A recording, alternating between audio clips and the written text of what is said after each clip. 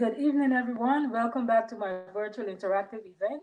And today's virtual interactive event is going to be end of year reflection. Come on in, guys. Come on in. Happy New Year to everyone. Happy New Year to everyone. All are welcome.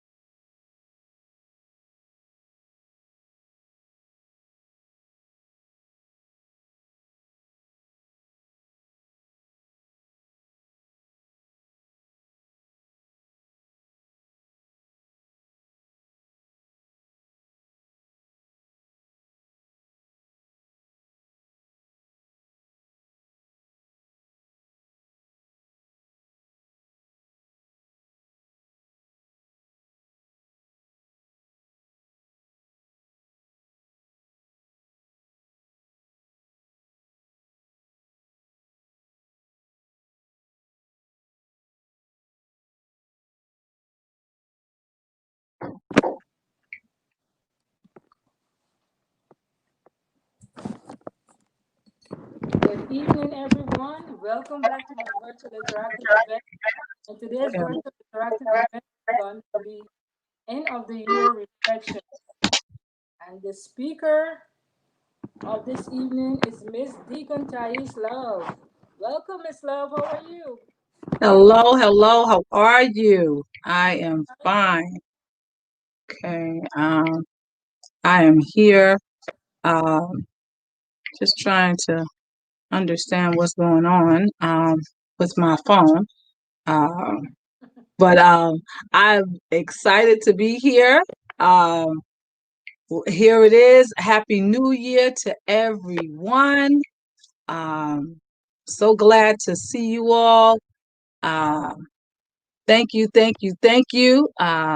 Hello again to both my Aunt Cece's Kitchen family and my Facebook Live family. How are you? I am terrific. I hope everyone had a blessed New Year. Um, New Year celebration. 2020 was something else, and we're going to talk about that. But um, 21 is going to be something even different and better. So we're excited and glad to uh, be here today. So, who's out there today?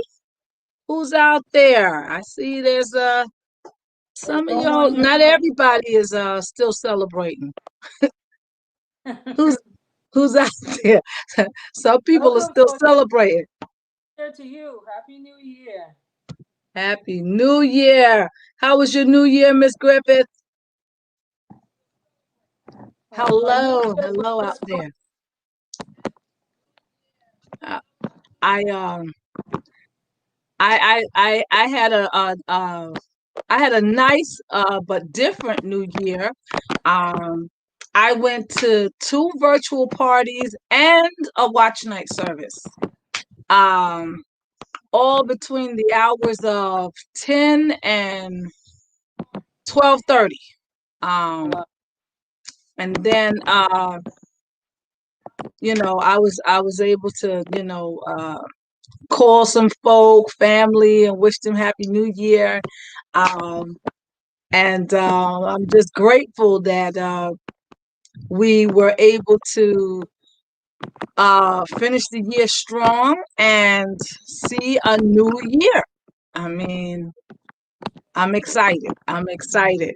And when I think back about, all the things we've done and just in this, since what? Since July, Miss Griffith?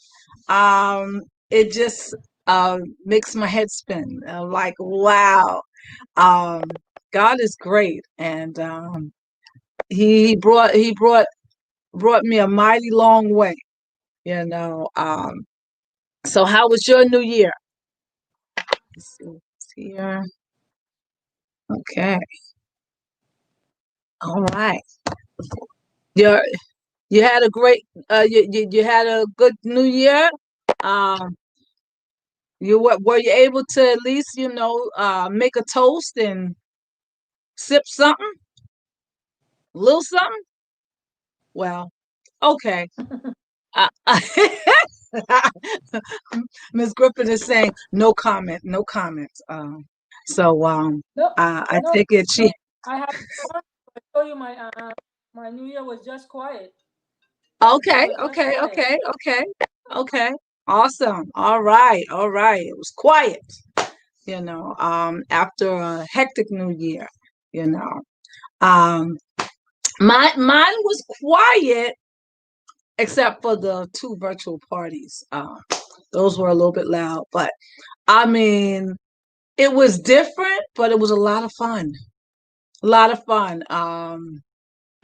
At both parties, they played some really nice. I like house music, old school house music. Yeah, that's me. They play some really nice music, so I'm there, um, dancing in front of my laptop, and dancing with people. It was different, but it was fun, you know. And so yeah, I went to two virtual parties. And then my church had their watch night service also. Um, Shout out to Cornerstone. Happy New Year to you. Uh, and Happy New Year, Facebook family. I see you all. Um, I see you, Miss Itaya, and I see you, Miss um, Francine. How are you? Okay. All right. All right. Happy New Year to you all. Okay. All right. Some of them are coming out of their celebration and tuning in with us. Thank you all for tuning in. Thank you all. All right. Well, I want to get into what we're going to talk about today. Today, we are just gonna take a brief observation of 2020. And I say an observation because 2020 was quite the year, and it was a lot going on. And in that year, a lot of different things happened, to say the least. When I think back to January 2020, right, we had our um, watch night service and New Year's of 2019, New Year's Eve of 2019, coming into 2020. I remember um, coming into 2020 with so much hope and anticipation. You know, it was, everyone was talking about Vision 2020 and how, 2020 was going to be the year, and how there was so much great expectations. I even was um, with some of my energy healers friends and co-workers, and they were talking about how the planetary alignment, and we entered into the age of Aquarius and what that meant, and so many new things were going to happen, and it was an exciting time. uh January 2020, and I remember just wondering, oh, what's this year's going to unfold, and what new things are going to happen, and what um, great and fortunate and wonderful things are going to happen. Uh, and I'm sure I wasn't by myself. And so we entered into year 2020 with great expectation and anticipation of just um, whatever new was going to come out. Little did we know that on the other side of the world, uh, the COVID, uh, the pandemic had started. The COVID virus was over on the other side of the world, and it hadn't gotten to us yet, so we had no idea. Um, and so January happened, and um, then we went on into February, and for me personally, it was at the end of February that my sister had got her diagnosis, um, her cancer diagnosis for ovarian cancer. And, but, even though we had gotten that news, we were still very hopeful. We just was like, um, we're going to go right on through this. Why? Because this was the year 2020, you know. And then March came in, and March came in with a whole lot of unexpected stuff happening. We started hearing about the virus, and how many people were getting sick and dying, and hearing that it came to the United States. It was in California, and shortly after that, it was in New York, and around the middle of March, like the middle of March, then there was I remember Mario Cuomo calling the shutdown order, and everybody had to shut down and shelter in place. Everything was closed. And I remember how I was there just thinking, wow, is this really happening? Is it really, the entire city is shutting down? The Big Apple, the city that never sleeps, is going to shut down? We're going to have a curfew? Oh, really? Like, but then it happened. And sure enough, we were all shut down and sheltering in place and um, trying to figure out, okay, what to do next and how to remain healthy and not get exposed to the viruses and everything. And I just remember it being a time of much uncertainty and a very stressful time because, like, we had to adhere to these new orders and instructions. Like, all of a sudden, um, we had to wear masks, and it was not a thing of would you like to wear a mask. It was mandatory. Wear the mask, put the mask on. I remember when they first handed out the order to wear the mask, how they told us that you would be fined. I believe it was $120, or was it? No, no, no, no. I don't even think. I think it was something. Yeah, I think it was more than that. I can't remember, but I know it was a fine where you had to pay a chunk of money if you was caught outside without your mask on. And I remember looking around the neighborhood and how the police, at least in the neighborhoods of color, the police were parked outside on every couple of corners, waiting for someone to come outside without a mask. And some people had masks, other people didn't. Um, they, and even in my neighborhood, there were people who did not have masks, and the police were pulling people over and arresting them for not having a mask. And then our Brooklyn borough president, um, uh, he had to, bring it to people's attention. Look, you can't enforce that rule like that, because some people didn't have open access to getting a mask. At that time, they had just given us the order, and you had to buy your masks.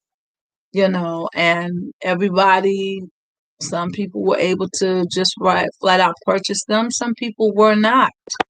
A lot of people were not in a position to purchase masks. And so um, uh, our Brooklyn Borough President, Eric Adams, he, brought that to people's attention, and said, well, number one, that in some areas there's a language barrier, so they don't even understand that the mask is mandatory and that you have to have it.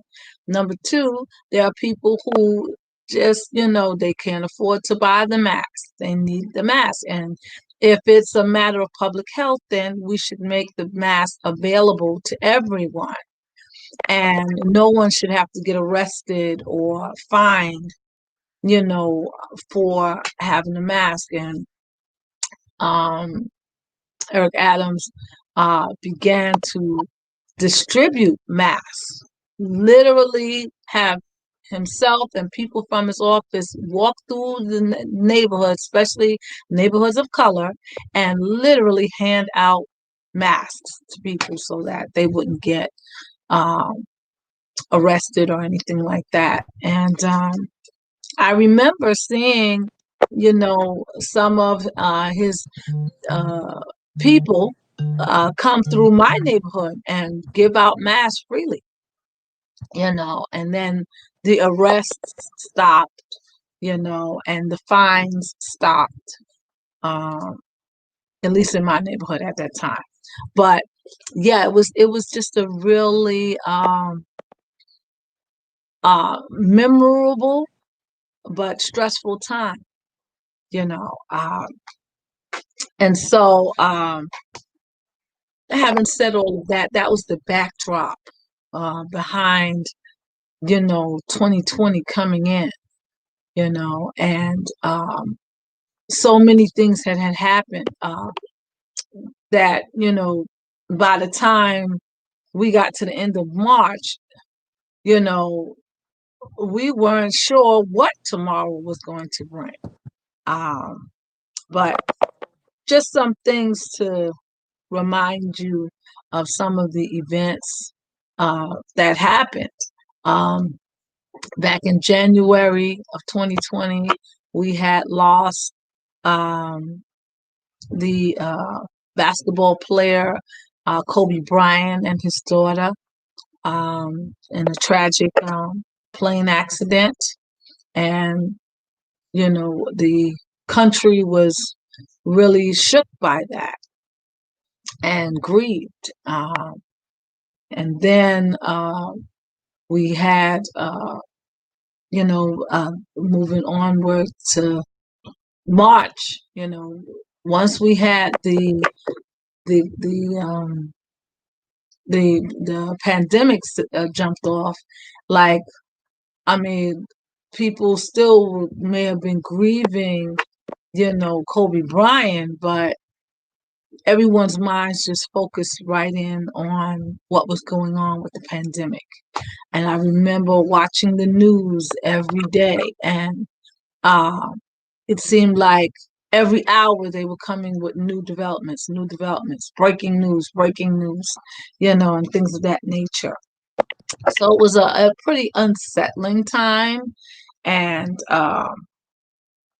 but memorable. Okay, and so what I want to talk about today is, you know, lessons learned from 2020. Okay, lessons learned from 2020, and I just, want to um, make note of certain observations uh, that people noticed during all of the mayhem that happened during 2020. And you, if you can recall some observations you made, put them right there in the chat. Talk about them. Okay. So, uh, these were just some of the things that was going on at the onset of the pandemic. Um, and once when it first jumped off in March, um, like it seemed like it just came out of nowhere. There was no preparation. There wasn't even any warning. Some people said that um, number 45 knew about it, just didn't say anything. Some people said he didn't know and he found out when the rest of us knew. I don't know. That's neither here nor there. Whether he knew or he didn't know, it didn't stop it from coming here. And it didn't stop it from doing what it did. So, but, it's still, whenever uh, the president at that time found out about it, um, I'm sure, he was alarmed, and we all were alarmed once we found out it was here at our door. So, and being alarmed, you know, you don't know what to do, what to expect. Um, and like I said, there was very little or no preparation for this. And so we didn't expect anything like that to happen. We didn't see that coming. Okay. So, but I had, I did some reflecting and also uh, in preparing for this talk, just wrote down some observations that I noticed, as well as, other people noticed about how things went down in 2020. Okay. Um, for one thing, we had to go through uh, changes. We had to all make adjustments. And that wasn't easy, especially for those of us that are, we kind of had our set routine, and, we had, the year had just not so long ago came in. And so by the time March had happened, we had all created and made our projections for of our goals and everything that we expect to happen um, later on in that year. We booked our calendars for different events and um, places and things that we were going to attend and be uh, places we want to be at and things of that nature. Many people were on cruises. They had, booked their cruise and, you know, um, gotten on their cruise even. So a lot of people, once the pandemic really jumped off, they were on vacation on their cruise when they got word of, what was going on. Many people were stranded um, on the boats. There were several cruises that were in between um, countries' uh, jurisdictions. So they were in international waters. And so they were not allowed to um, approach or dock at uh, the borders of different countries simply because they had passengers that uh, may have been or were infected with the virus. And so some people had to remain on these cruise ships um, for several weeks at a time, until things were set up where they could comfortably or safely come off the cruise ship and be uh, directed to a place where they could be properly quarantined. So it's really it was really scary and unfortunate that these things were happening. Um, and many family members were separated and uh, not able to see each other or connect with each other for several weeks because of this virus. So some of the things that were observed was in light of all of that was there was definitely unpreparedness. It was unexpected when the pandemic jumped off. It was unexpected. It caught the whole world kind of off guard. And so there was unpreparedness across the globe. Okay. And so people were, they were upset, asking, well, what are we supposed to do? What are we supposed to do? No one really had any real answers. And so everyone just kind of had to wait in place until uh, measures were taken where people could safely uh, be transported from one place to the next, or people could be directed to a place of quarantine. Many places had to be set up um, just so that um, they could be properly quarantined in order to try to contain um, the virus. But some of the things that were observed, well, as I stated a little bit earlier, we all had to adjust. There was all these new instructions that we were given. You have to wear the mask. You have to stand 6 feet away from the next person. Uh, you have to wash your hands and use sanitizer. Don't touch anything. You know, if you touch it before you take it in your house, you got to make sure you clean it, sanitize it, and things of that nature. So we had to all make adjustments. That was one observation. And what I noticed about the fact that we all had to make adjustments in light of the pandemic, I noticed that some people, you know, they accepted the instruction to adjust. They accepted it and they worked to adjust.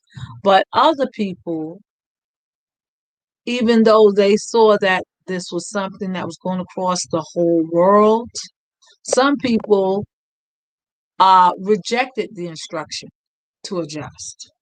Some people was like, "Well, I'm not wearing masks." You know, I mean, that's over there. That's not here. So I remember, you know, me living in New York here.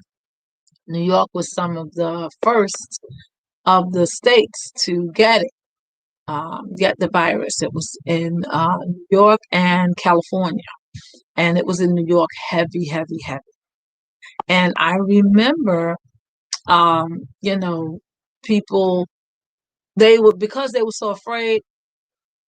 They were told wear a mask. You gave them a mask, or they were able to purchase a mask. They put that mask on. Like it wasn't too much flack about, well, why I gotta wear a mask. It wasn't that. Not here in New York, because here in New York we saw the devastating impact firsthand. Um, People were getting sick and really getting sick very very quickly and dying.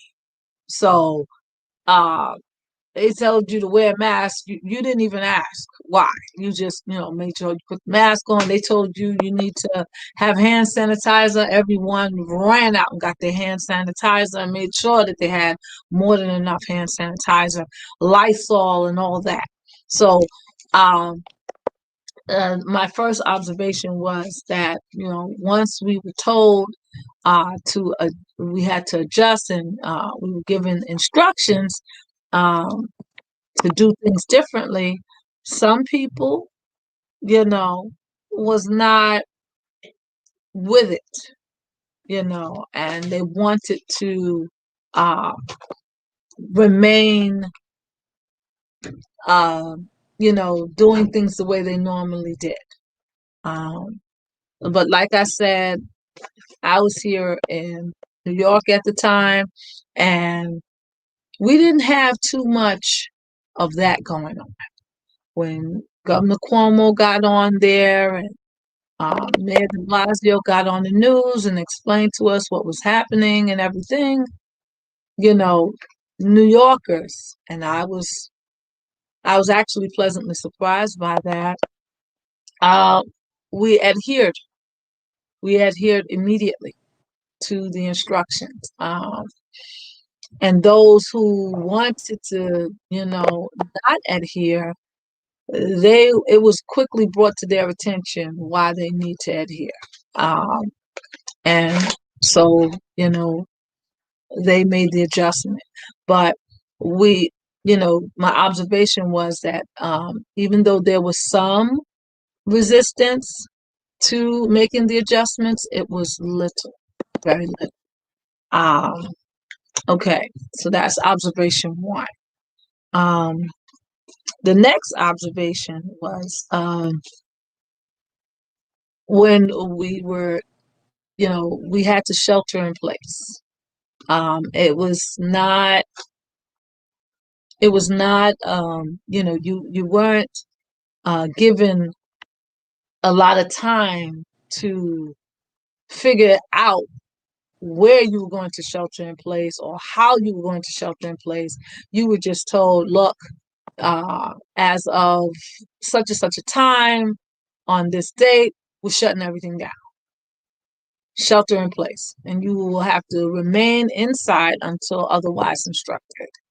And so that's what happened. And as people were making their way home from work or making their way to wherever they chose to shelter in place, they got there quickly, and wherever they were, that's where they were, and they sheltered in place.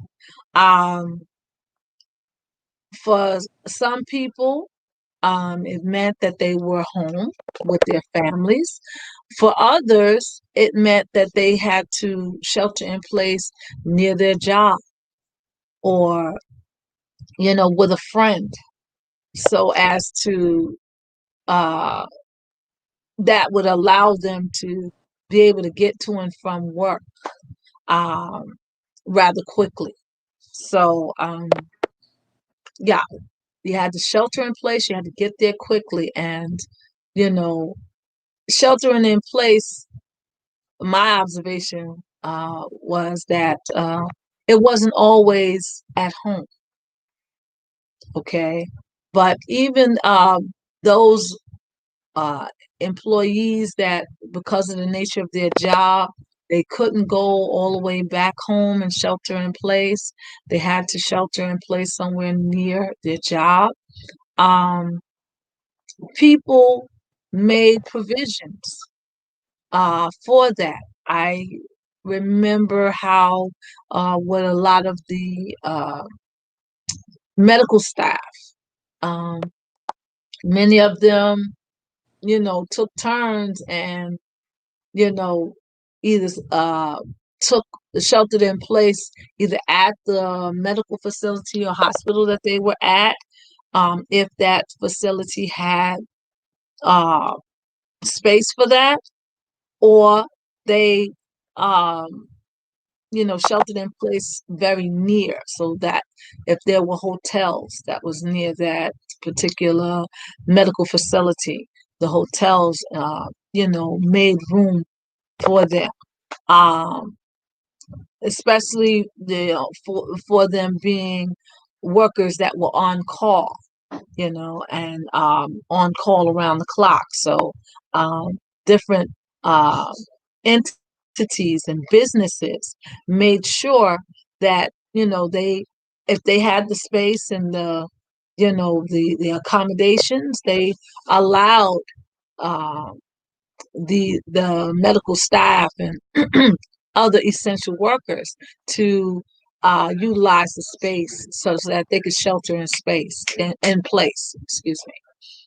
Um, so that was my second observation, is that um, people and businesses made the accommodations um, so that everyone had some place that they could shelter in place with.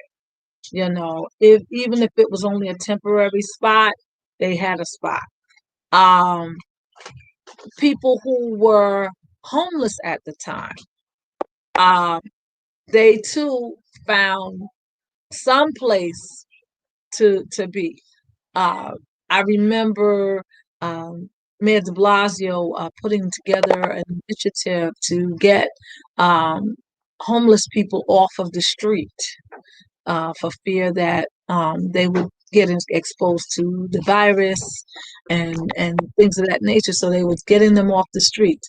Many of the homeless people were sheltering in place inside of the subways and in the subway system. And so Mayor de Blasio took steps and measures to get them even out of the subways and placed into shelter of some sort. And so um, sheltering in place meant it didn't, for everybody, it didn't mean home. Some people sheltered in place at home, some people sheltered in place at a place that was conducive to them having a safe roof over their head, so to speak. So that's observation number two. Um, Observation number three. Okay. There were people who um, were, before the pandemic happened, they were living alone, very independent, living their lives. Um, After the pandemic jumped off and everyone had to shelter in place, um, or some people who had the virus had to find places to quarantine themselves. Um, but those who lived alone, um, they they they they had to stay alone.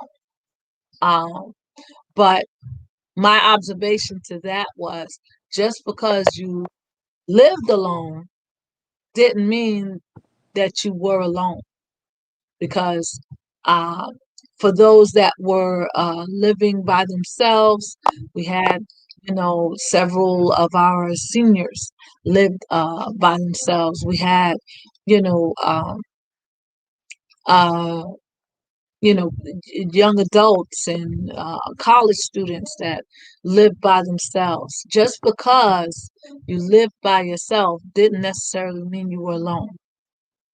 Um, Very often, you know, family members would reach out and call and FaceTime, just to make sure everyone was okay. So just because you lived alone, it did not mean that you were alone. And what happened was, the pandemic caused people to recreate uh, a sense of community right wherever they were. So, um, college students who were, um, uh, on lockdown at in their college dorm, their college dorm mates and the staff, that became their community. Um, and so they looked out for each other and things of that nature, right there at the dorm. Um, they couldn't, you know, go home. Some of the college students lived out of the state and, um, even out of the country. Their home was elsewhere. They had to shelter in place right there at the on the college campus. And so uh, for many of them, you know, just being at college was the first time that they were away from family and away from home. And here they are now having to shelter in place, where they couldn't just go home. They had to stay there. And so they were there and they made the best of it. And their dorm mates and the college became their community and their family while they were there. And so their actual family members, had to call and, check in on them from the distance. So, so observation number three, just because you lived alone did not mean that you were alone. Okay. Okay. Observation number four. Okay.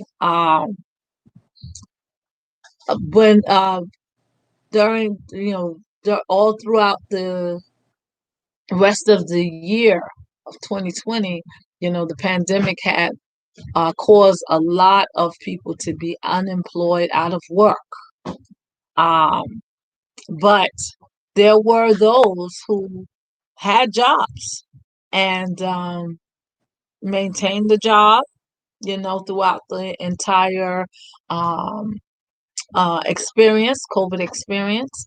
And then there were those who, um, you know, kind of uh, changed jobs, or their position uh, got noticed in a different way. Um, so, for example, we began to gain a new respect and a new appreciation for what we call our essential workers. And essential workers were people who had to, work. They had to their services, um, their jobs, you know, um, helped keep the country going. So, for example, the neighborhood grocery uh, worker, any other time we, took those people for granted. They're there every day. Sometimes they were at the, in my neighborhood, we have a couple of 24-hour grocery stores that are open, and we see them every day. We go in there, we buy stuff, we might say hi, we might say bye, just because we see them often. But at once the pandemic jumped off, the everyday uh, grocery worker became a hero, because it was them that made sure that the community had these proper supplies of essentials like toilet paper and food and hand sanitizer and um, Lysol and things of that nature. So because the neighborhood grocer, was right there in the neighborhood. And so when all of the other stores had closed down, the large um, uh, supermarkets and things had closed down, the neighborhood grocer was open.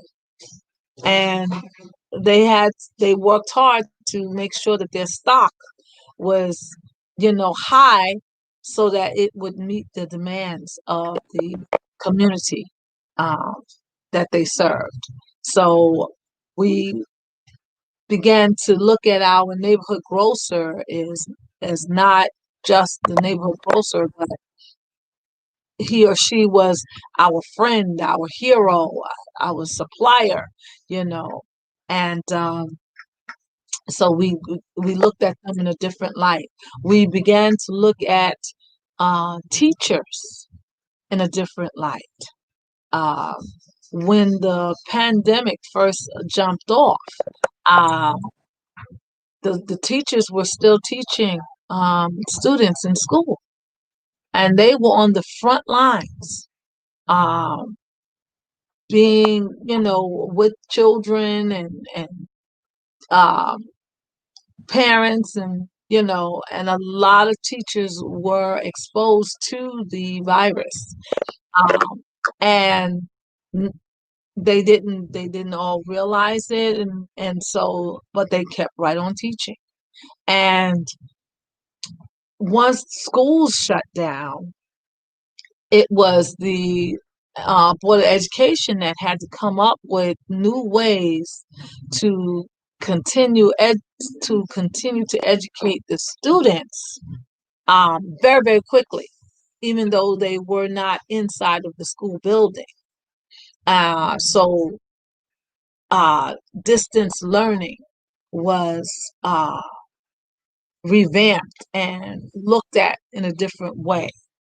Um, and so the Board of Education quickly devised a plan where, teachers were able to shift from the classroom to the laptop or to virtual learning um, styles, and they quickly adjusted their lessons to that, so that the children and um, students can continue to learn. Um, and I mean, they did a heroic and awesome job because they had very little time to make that adjustment.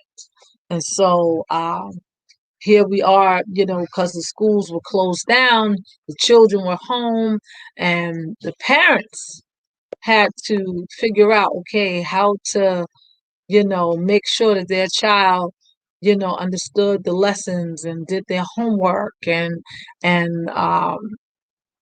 answered questions. So parents uh, uh, gained a brand new or greater respect for teachers um, who dealt with their children day in and day out um, before the pandemic. And so um, teachers were essential, they are essential workers. And so we began to look at the teachers, the grocers, the sanitation workers, the medical staff, policemen, firemen, EMTs, um, the people who work at uh, stores like Target and uh, I'm trying to think of all of the stores that Whole Foods. Being a cashier at Whole Foods, you were an essential worker, and you met the need for everybody, and we developed a new respect and appreciation of you all. And so, um, observation number 4 was that we gained and increased our respect for our essential workers. And so it was a really cool thing to become an essential worker. So, like, uh, professions that often did not get uh, a lot of respect or attention were now being looked at, in a different light, with a different regard. So, for example, um, home health aides, um, people who were health aides in the senior residences and things of that nature. Um, they worked hard, and they always worked hard, and they do what they do. But um, because of the pandemic, they were able to, attention was brought um, to what it is that they actually do, and many of us were able to show our appreciation and say thank you, and encourage them as they went into work every day. I know here in New York, we had this thing where at 7 o'clock every night, uh, we would um, they you would make some noise and um, cheer the essential workers as they were either on their way to work or on their way uh, home from work. So every night at 7 p.m., um, you would hear, people banging and making a lot of noise, just cheering the essential workers as they saw them walking down the street or driving by in their cars, going to and from work. And so, essential workers were observed, appreciated, and newly respected. Okay. And number 5, my 5th observation was that, again, I experienced the pandemic in New York. Um, Not to say that, people experiencing the pandemic in other places um, might be, you know, better than or less than my experience, but it definitely was different. And being in New York during the onset of the pandemic, a lot of people, because of their preconceived notions about New Yorkers, um, expected New Yorkers to act a certain way or not act a certain way, you know, um, because they are New Yorkers. Um, New York is a very fast paced place in terms of, uh, careers and, um, uh, moving up the corporate ladder and, you know, earning your money. It's a very fast paced lifestyle here. Um, yes, for New Yorkers, we believe that time is money. Time is money. So everything got to be, let's go, let's go, let's go. Um, and New York is a place where it's a lot of different people, from all walks of life, living together, working together, interacting here in New York, because we have a lot of high-rise buildings, um, and we're densely populated, meaning that we have a lot of people that occupy, you know, uh, the same space. Okay, um, so for example, because we have high rise apartments, you know, there are people living in uh, condos and apartment buildings that might be, you know, 40 or 50 stories high. Um, that's a lot of people, you know, literally living right on top of each other. So when the whole social distance thing happened, where you had to stand or just make sure that there's at least 6 feet, um, 6 feet worth of distance between you and the next person. That was an adjustment and that was difficult, but we got it done.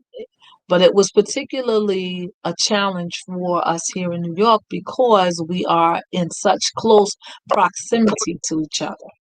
And so many people thought that, oh, well, um, those people in New York, you know, they're not going to get along very well with each other, um, with this whole pandemic thing. And, New Yorkers, they're very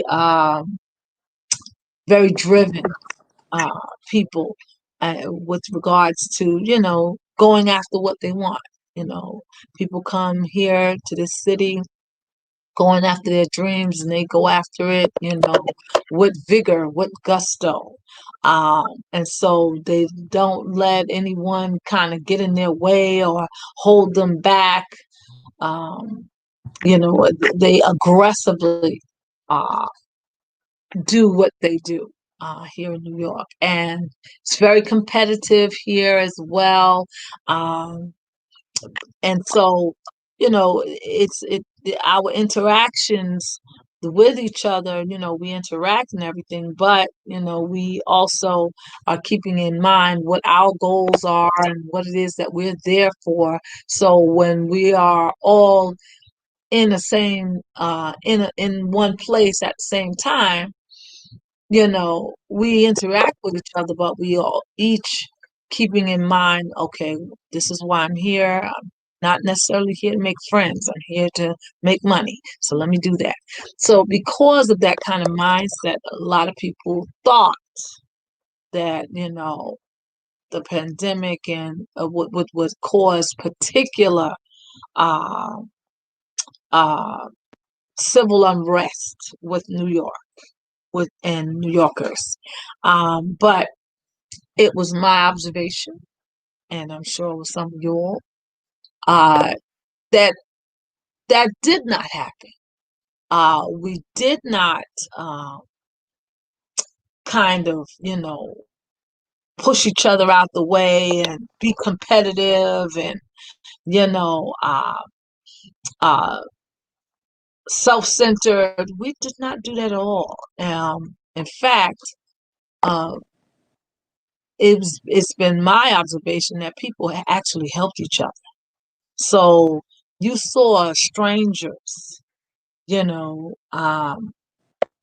making sure that um, people, when people had to pass each other on the street, you know, they were very courteous, in trying to keep the 6 feet distance from the next person.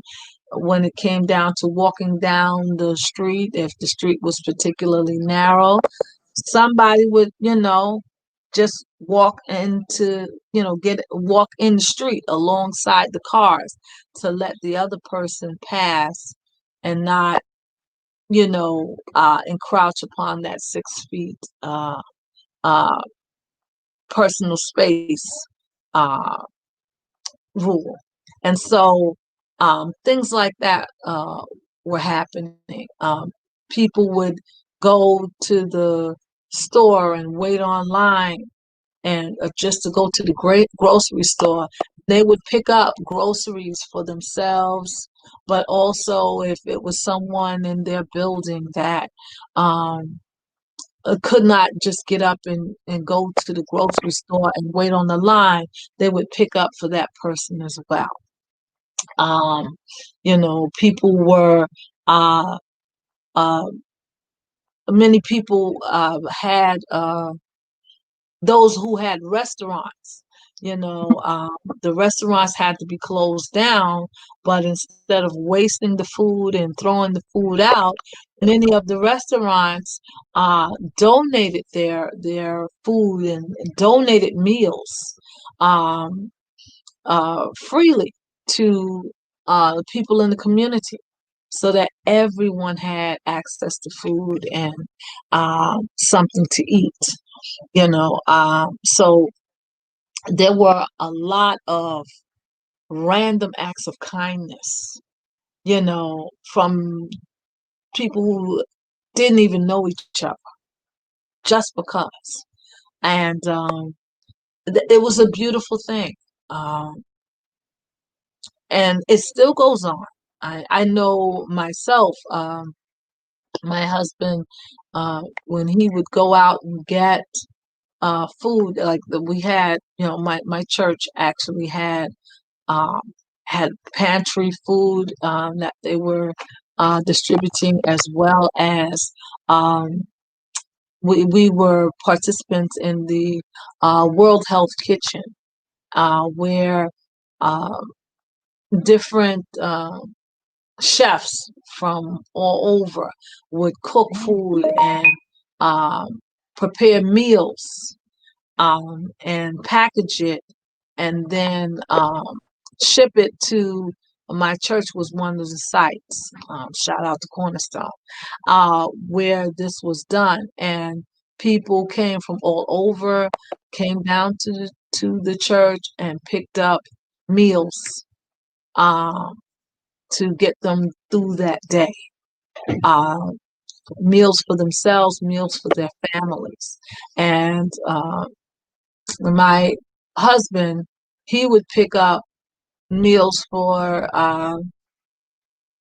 some of our elders that lived in our building, because they weren't able to just jump up and go out and buy food or stand on a long line, just to get food. So he and my brother-in-law would get up, go to the church every day, and pick up food meals uh, for different families and seniors uh, that lived in our building and our community. and to make sure they had food. And so, and they did that just because, just to try to help, because they saw the need. And so, not only did they do that, but many people did different um, acts of kindness like that just to help somebody and meet the need. Uh, and so, there were different things that were happening, and these were um, people, everyday people, just trying to live their lives and, not catch the virus, but they not only did that for themselves, but also tried to help somebody along the way. And so those were 5 things that I observed um, during 2020 and the whole pandemic experience. Um, Now, things that I learned from those observations. Um, and you can put down some of the things that you observed. Did you observe anything during the 2020 the 2020 pandemic experience? Um, if so, put it right there in the chat. Put it right there in the chat. I see that there are. Um, are there any comments? And then I'm going to just check to see if my Facebook family here has made any comments. Uh, oh, hello, Bill Spencer.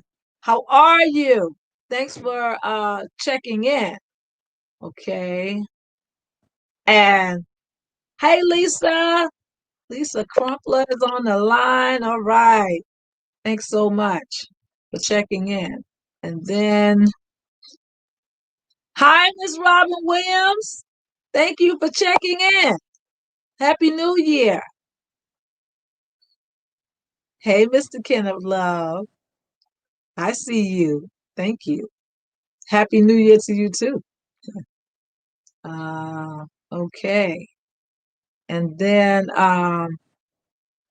well, thank you all for watching. Sharon Kennedy, how are you? Thanks. Hi, Sister Nicole. All right. Rodney Love, hello, how are you, man? Yeah, I was talking about you. Rodney Love is my brother-in-law. You know. Okay. So are there any comments, Miss Griffith? Oh, all No right. Well, comments. People, okay. no Well, people saying happy New Year. That's it. okay, okay. Well, happy New Year to you all. All right. Well, some of the things that I learned from my observations uh during the 2020 pandemic experience was number one, don't judge a book by its cover. There were many people who, they um, going to and fro. Everyone was out trying to make sure they get all the supplies that they needed and food, for their families. But if someone needed some help, and they made it known, uh, people just went and helped. And so, the person who you might think, well, that person doesn't have time, or they're not going to be bothered with me, you know, uh, they don't see I'm struggling with this shopping bag and, you know, um, and what have you.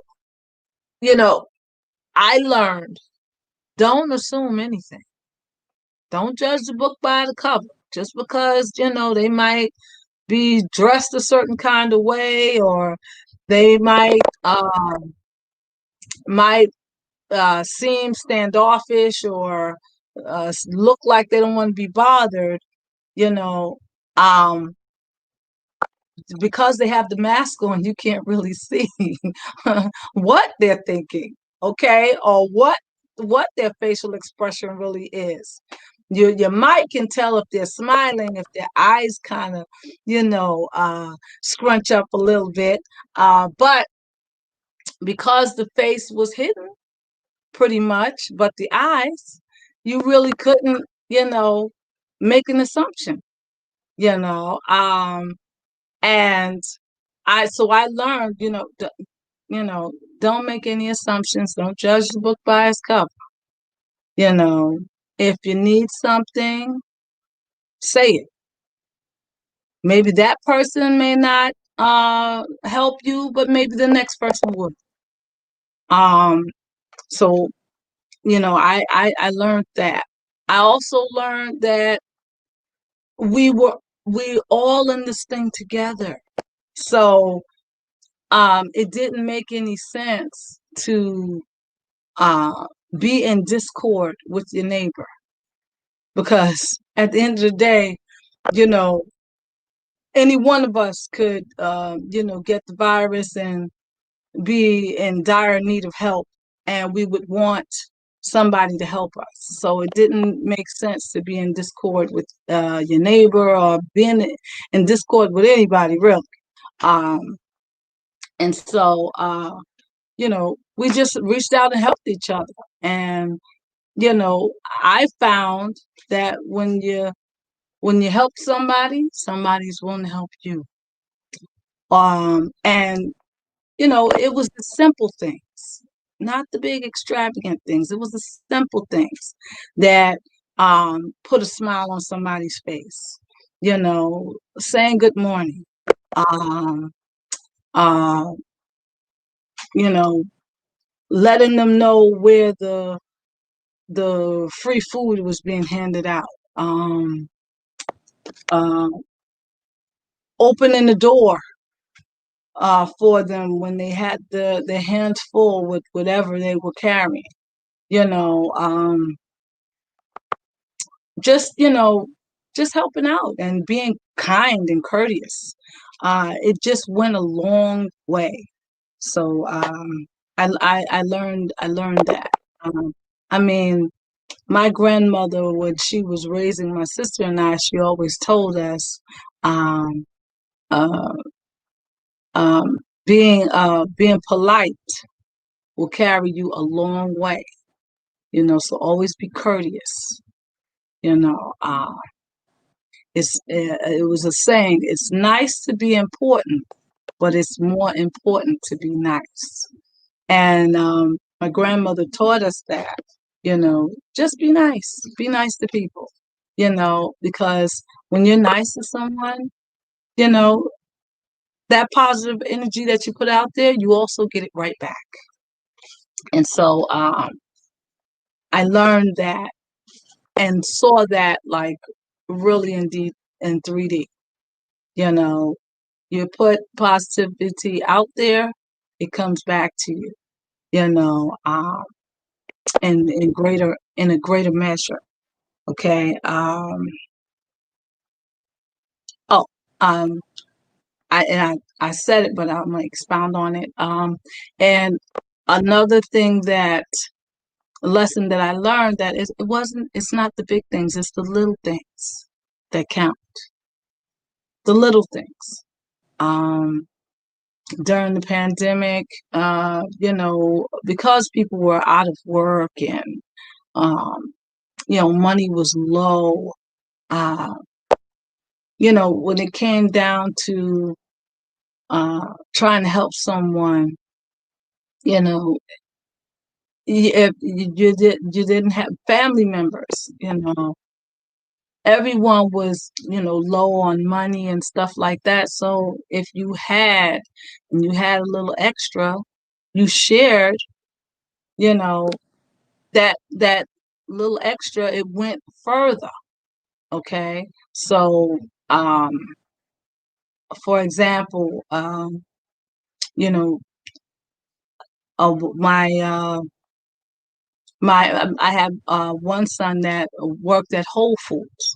So because he worked at Whole Foods, he had access to, he can do a lot of grocery shopping and whatnot, you know, um, and he had a little discount card and everything. And so he would ask, okay, who needed what? He was going into work, who needed what, so that he can, either bring it back for them, or,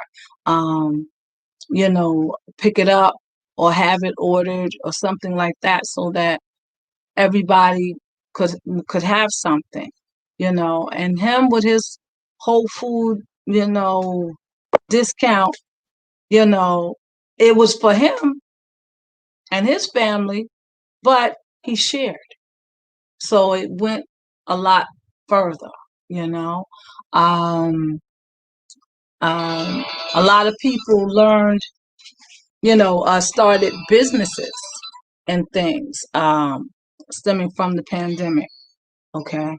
Uh, yeah, a lot of people started their own businesses stemming from the pandemic simply because um, things like the barbershop shut down, and the beauty salon shut down, and people were like, "Oh my gosh, I can't come outside. My hair is a mess," or, "I need a haircut," and uh, people started trying to fix their hair and, groom themselves at home. Uh, some people were able to do it, other people were not. But I know in my house, anything you want to know, you get on YouTube. We call it YouTube University, actually. And you watch the different videos on YouTube. You watch it enough, you try to do it. And so that's what was going on in my house. And so we had people who um, learned how to, cut hair and, fix hair and stuff like that, from watching it on YouTube. And shout out to all the YouTubers out there that put those how-to videos up there, because you help a lot of people. And I know, a couple of my sons were, learned how to do things from YouTube, and wound up being able to provide those kind of services and, earn some money. One of my sons, he could hook your hair up so that, you look decent, when you came outside, and he was able to uh you know do he was able to, braid people's hair, guys and girls, and he made sure that, people's look was together, even though the barbershop was closed and the beauty salon place was closed, and he now has a little side business doing that, you know. Other people, you know, did other things um, to help, and people started to patronize them. Okay. Oh, okay. So yeah. So then, but those are some of my observations. Um, and lessons that I learned. So I learned that, just if you help somebody, the help will come back to you. If you put out positivity, positivity will come back to you. So it's important to be nice. I also learned um, to, don't judge a book by its cover. Um, at the end of the day, I learned that we are more similar than we are not similar. Okay. And so it's the similarities that we all have that point to our humanity. And 2020 brought out the humanity in the world.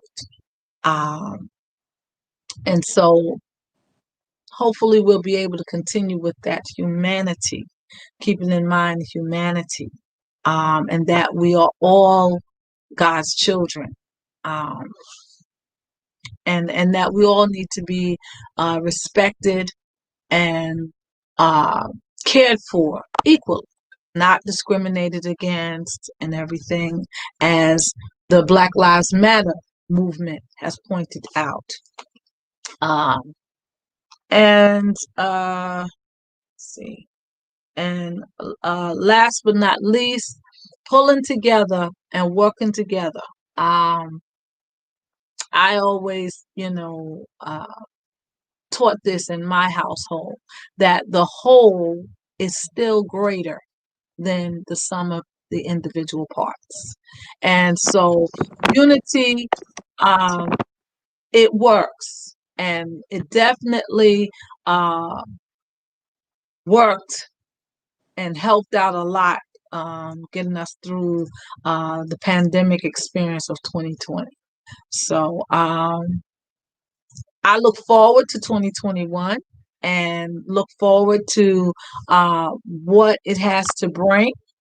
Um, but I'm, I'm not afraid. I'm not dismayed. I'm not discouraged by it because 2021, a lot of things happened that actually made all of us stronger. And with that new strength that we have, having survived the 2020 pandemic experience, we should be able to face 2021. And regardless of what it brings, as long as you have God on your side and in your life, or your higher power with you, you can handle anything. You can handle anything. So, um, that's all I have for you this evening. So those are some of the things that I observed about 2020 and that I learned, the lessons that I learned. If you have some observations that you'd like to share, put it in the chat. Um, Even if you are not, you didn't put it in the chat during the live, you can still put it in the chat, because both Miss Griffith and I, we check the comments and the chats of every video, even during the week. Okay, so put it in the chat if you want to share some of the things that you learned from 2020. Um, uh, you know, Feel free to let us know, and you too can come on the show and share. Okay. So you can reach out to me at Dunamis Sound Mind at gmail.com. You can reach out to Miss Griffith even at um, Cece's Kitchen at gmail.com. And so feel free to reach out to us. Thank you so much for letting me share. I'll be here again upon tomorrow at 1 o'clock. And I am going to be talking tomorrow about hindsight 2020. So be sure to join me tomorrow at 1 p.m. Right here at on Cece's Kitchen channel and on Facebook Live at Taihi's Love. Thank you so much. Do you have any closing comments or announcements, Miss Griffith? Miss Griffith, I don't Thank hear you, you. love. Hey, there you Welcome, are. Teresa Nishiyama. Oh, We all will be ending right. the live we'll be ending the live in a few minutes. Thank you for joining us, and thanks to everyone in the chat. Yeah, someone just joined us, Miss Deacon Love. Wow. All Yeah, someone right. just joined us, but we will be ending the live. Thank you for Yes, we're going to joining be us, in the Teresa. live. So, Yeah, okay, thanks to okay. everyone who been on. Thanks to Deacon Love. Um, my closing remarks is if you haven't learned anything from 2020, Right. you need to wake up and sip coffee. There was a lot of things learned and a lot of lessons has been learned because if you didn't know how to do your hair, you get it done. If you didn't know how to do your nails, you get it done. If you didn't know how to Right. cook, trust me, there's a lot of things that was need to be learned. So Yes. thank you all So, for joining us, you know, and I see you again tomorrow at 1 p.m. in the afternoon. And next week I'll be prepping for a pre-celebration birthday celebration. My birthday and Cece's birthday all right. celebration. All Yes, right. It's going to be a birthday celebration. celebration. And Cece herself So is going to be celebrating a look birthday. All right. I'm excited. We're going to have a party. We're going to have a look out party. for the announcement. I'm not sure yet. Look out for the All right. announcement All or right. flyer Well, or stay tuned. We'll find out. Instagram. Yes, stay tuned to find out. Yes, I'll be putting the Yes. All information right. out there. Terrific. Terrific. Yes. Hello, So thanks again, Deacon Minister Love. Changajita. I see you. Oh, oh, So let's see you and enjoy the remainder of the okay. evening. Thanks to those in the chat, the background. Um, you wanna go ahead and Thank you wish to your all of Facebook you. family, Yes. everybody, for tuning in. All right. All right. So we will see you all tomorrow at 1. Thank you so much. Thank you. Thank you for all of those that are hanging out in the background. Um, we Yeah. we we thank you and glad that you are here also. Happy New Year to everyone, and we'll see you tomorrow. Enjoy the rest of your evening. Bye bye now. Take care.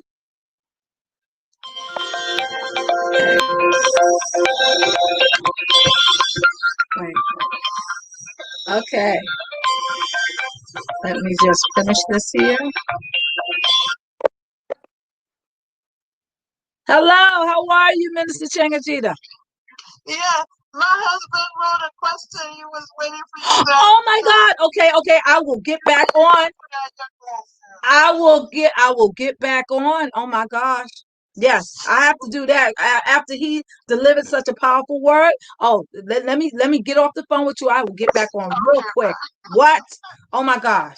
Okay. Bye bye. Wait, wait, wait. Let me see how we do this. We're gonna resume. Hello, hello, hello. All right. I was just trying to sign off on Aunt Cece's kitchen. Um, and now I'm going to divert my attention fully back to my Facebook family. I just want to shout out um who's on the line, and I understand that there are questions here on the Facebook family side. There weren't too many over there. Okay, here we go.